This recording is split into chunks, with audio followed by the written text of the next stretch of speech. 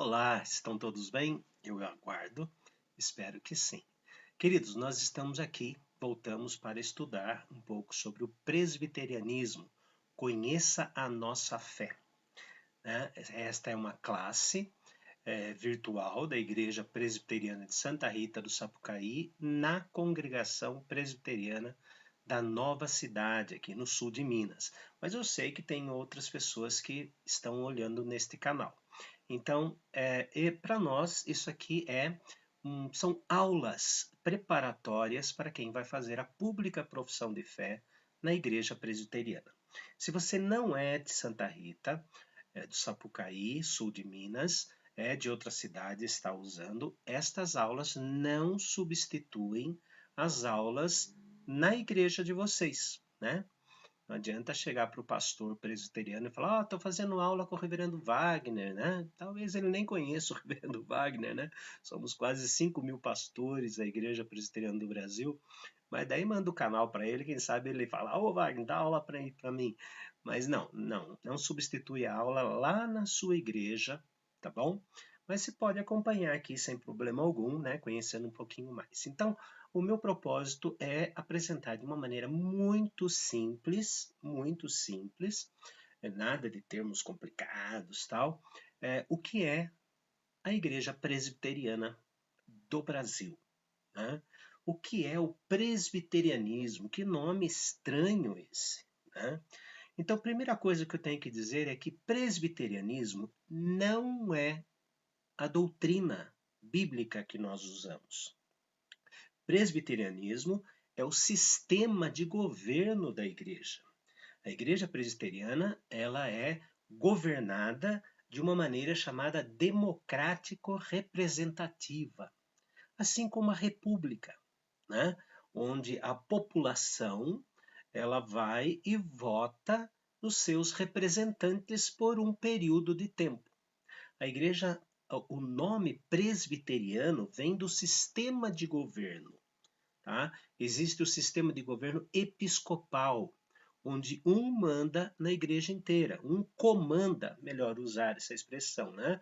O que acontece com a igreja católico-romana, com a igreja anglicana, com outras igrejas em que o pastor, ele comanda, né? Depois tem um bispo, depois tem um arcebispo, depois tem um cardeal e aí tem o Papa, no caso da Igreja Católica Romana, né?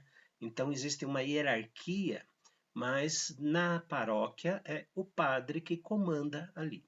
Existe o sistema congregacional, onde todos os assuntos são discutidos com toda a igreja, né? Então aparece alguém lá, um assunto complicado, né? E daí tem a igreja inteira lá, 100, 120 membros dando palpites, né? E a igreja, o sistema presbiteriano, não.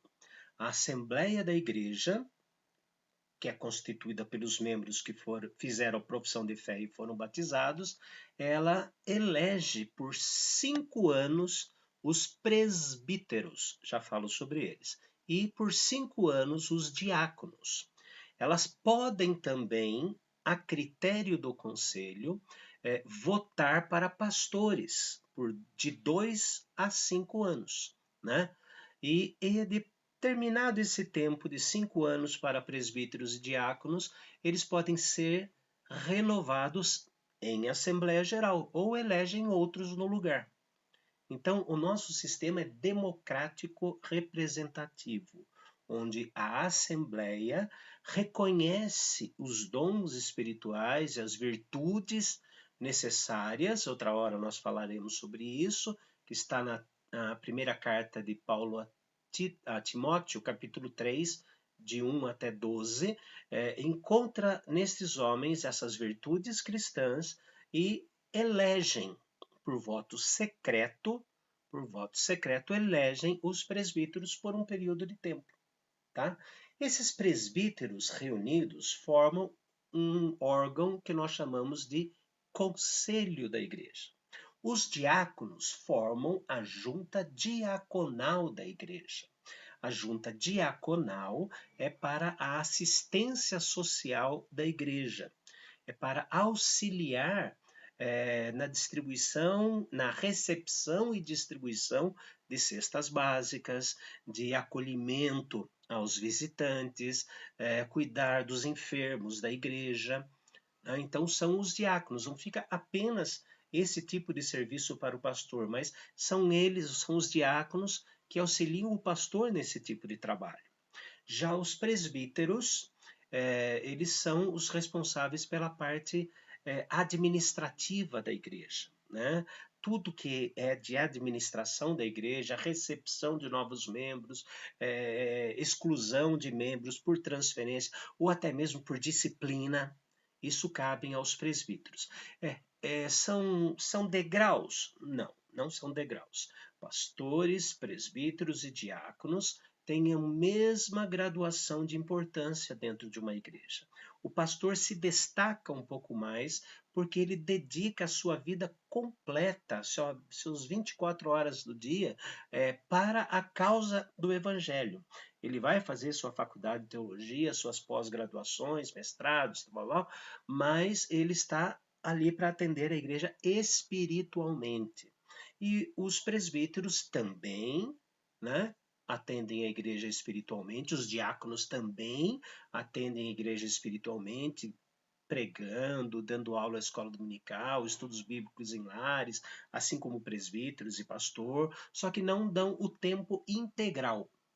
Tempo integral. Quem deu o tempo integral, quem se preparou para isso, foi o pastor que fez a graduação.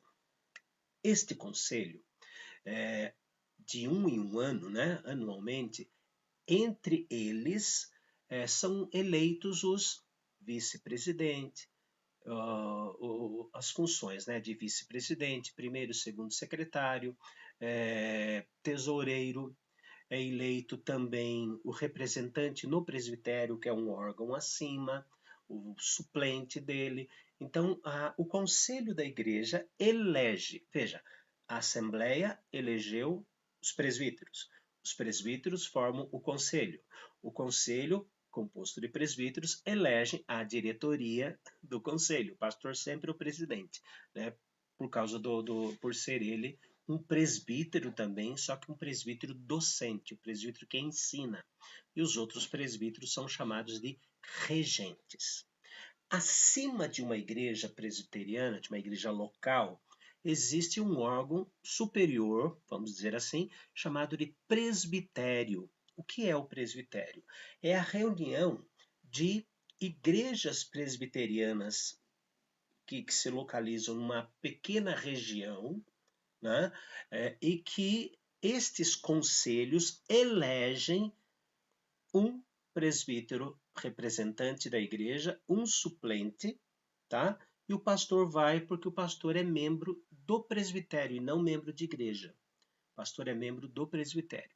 Então, tudo aquilo que aconteceu na igreja durante o ano, se tem alguma dúvida em relação à doutrina, em relação à administração da igreja, então esse presbitério se reúne também uma vez por ano, ordinariamente, para ouvir, receber relatórios, estatística, e este presbitério reunido com um pastor e um presbítero de cada igreja, elege os seus representantes, ou seja, a diretoria do presbitério, né? Que é presidente, vice, primeiro, segundo secretário, secretário executivo e tesoureiro, formando a mesa do presbitério. Muito bem. Acima do presbitério existe uma instância chamada de sínodo. E o presbitério, entre todos os membros do presbitério, não só da diretoria, elegem, né, os representantes do presbitério para a reunião do sínodo, né?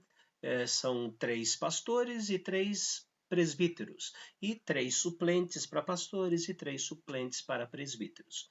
E vão para a reunião do sínodo, que é um órgão acima que é para resolver assuntos que os presbitérios não conseguiram resolver, mas também para receber relatórios, ver se a igreja está crescendo, qual é a igreja que precisa de mais ajuda, qual é a igreja que pode ajudar mais, e assim por diante. Cabe ao presbitério também eleger 3 pastores, 3 presbíteros e 3 suplentes para cada um, né? Para cada pastor, para presbíteros e para pastores, para a última instância da Igreja Presbiteriana, que se chama Supremo Concílio. Lá no Supremo Concílio, esses representantes das igrejas do Brasil inteiro, esses representantes elegem a mesa do Supremo Concílio, né? Elegem a diretoria do Supremo Concílio para um mandato de 4 anos. A cada 4 anos, o Supremo Concílio se reúne e elege ou reelege os seus diretores, porque a Igreja Presbiteriana não tem um chefe maior, a não ser o Senhor Jesus. Temos o nosso presidente do Supremo Concílio, ele que fala em nome da Igreja Presbiteriana do Brasil. Então, em caso de, por exemplo, polêmica do aborto, né, a Igreja Presbiteriana do Brasil já foi representada pelo seu presidente, né, meu querido professor de História da Igreja, reverendo Roberto Brasileiro Silva. Ele já escreveu um documento e entregou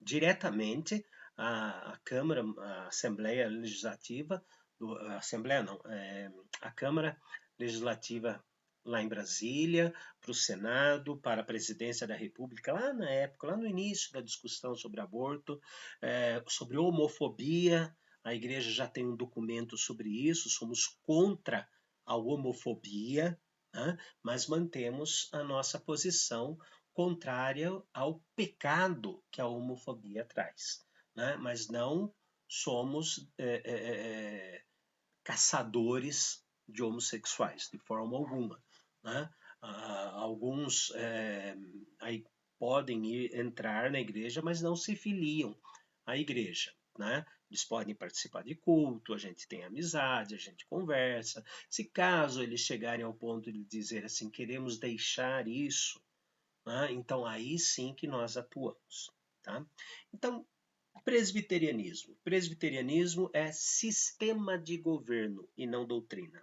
É um sistema de governo chamado democrático representativo, onde a Assembleia da Igreja elege os presbíteros para administrarem a igreja. Esses presbíteros elegem um representante para um órgão acima da igreja chamado presbitério. Este presbitério tem a sua diretoria eleita pelos representantes das igrejas. Este presbitério elege também representantes ao sínodo e representantes ao Supremo Concílio, né, que tem o seu tempo de duração. O sínodo são 2 mandatos, são 2 anos, e o Supremo Concílio 4 anos, porque eles se reúnem ordinariamente, o sínodo a cada 2 anos e o Supremo Concílio a cada 4 anos. Tá? Foi muito confuso? Hoje não teve Bíblia, né? Mas é assim que se forma a igreja presbiteriana. Então, presbiterianismo não é doutrina, mas é o sistema de governo. Tá? Por isso existem várias igrejas, denominações que se chamam presbiterianas. E às vezes você vê que tem liturgia diferente, tem ideologia diferente, mas tem o nome presbiteriano. Por quê? Porque elege, só por causa disso. Tá? A nossa doutrina se chama bíblico-reformada. Ela vem do século XVI e foi sistematizada através das Escrituras, ao retorno às Escrituras, por João Calvino. E 80 anos depois da morte de João Calvino é que deram o nome de calvinismo para aqueles que seguem a doutrina. Então, a doutrina bíblica da Igreja Presbiteriana se chama calvinista ou reformada. É até melhor chamar de doutrina reformada. tá bom? Alguma dúvida? Coloca aqui embaixo. E os que são alunos aqui de Santa Rita do Sapucaí, usa lá o WhatsApp, né, e façam as perguntas, tá? Eu espero ter sido claro e ter sido simples na explicação, tá? Eu estava esquecendo, né? A Igreja Presbiteriana tem um livro chamado Manual Presbiteriano. O meu tá bem velhinho, já, né? Bem gasto, né? Manual Presbiteriano. O que que tem aqui dentro? Aqui dentro deste livro, ele tem o que rege a Igreja. Tem a Constituição da Igreja Presbiteriana do Brasil, como ela é feita desde 1950, quando ela foi outorgada, mas ela teve várias outras constituições anteriores, né, uma vez que a nossa igreja está no Brasil desde 1859. Este livro tem nossas regras, né, que são que nós chamamos de Constituição da Igreja Presbiteriana.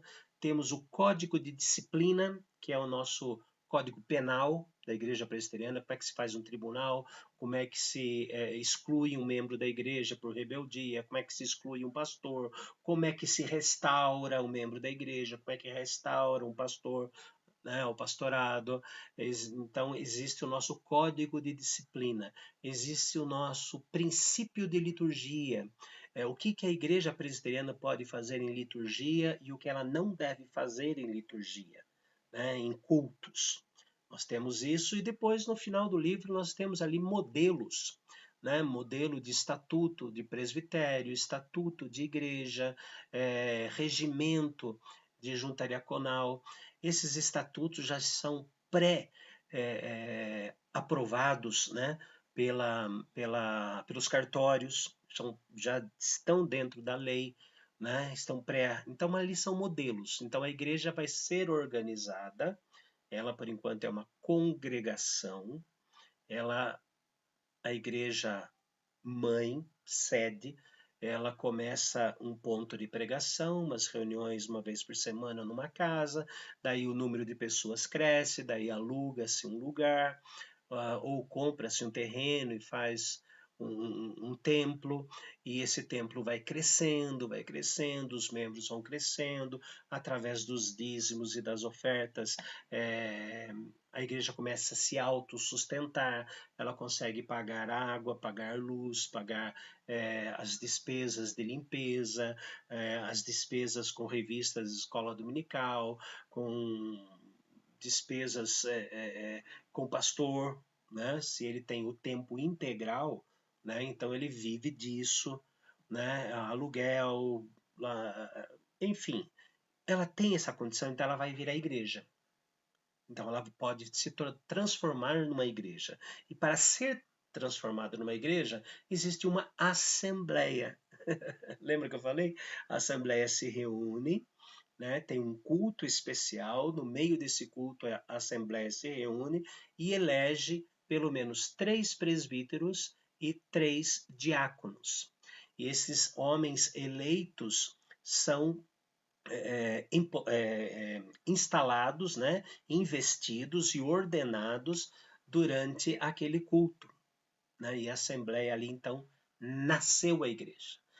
Passou este ato acontecido durante o culto, uma ata é escrita. Esta ata ela vai ser registrada em cartório. Aí a igreja tem um prazo para fazer o seu estatuto interno.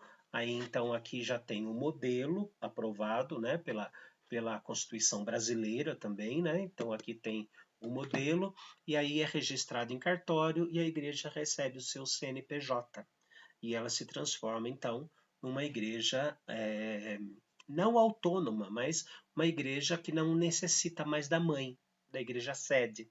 Ela se transforma na segunda igreja presbiteriana em tal cidade, ou recebe o nome do bairro onde ela está, tá? Então essa parte burocrática da igreja presbiteriana, e qualquer dúvida, então não esqueçam, hein? Perguntem aqui embaixo, ou então até mesmo os alunos aqui no WhatsApp, tá bom?